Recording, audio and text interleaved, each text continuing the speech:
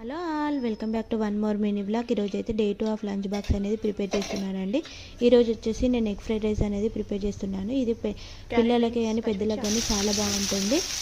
First అయితే oil add చేసుకొని cut చేసుకుని వెజిటేబుల్స్ కూడా యాడ్ చేసేసుకొని కొంచెం సాఫ్ట్ అయిన తర్వాత అందులోకి ఎగ్ బీట్ చేసేసుకొని కొంచెం పెప్పరు సాల్ట్ కూడా యాడ్ చేసేసుకొని కలిపేసుకున్న తర్వాత మనం అందులోకి ఉడికించి పెట్టుకున్న రైస్ కూడా యాడ్ చేసేసుకొని సోయా సాస్ తర్వాత వెనిగర్ కూడా యాడ్ చేసుకున్న తర్వాత ఉప్పు, కారం, పసుపు, ధనియాల పొడి, కొంచెం గరం మసాలా కూడా యాడ్ చేసుకోవచ్చు మీకు కావాలంటే, లేదంటే స్కిప్ చేయండి.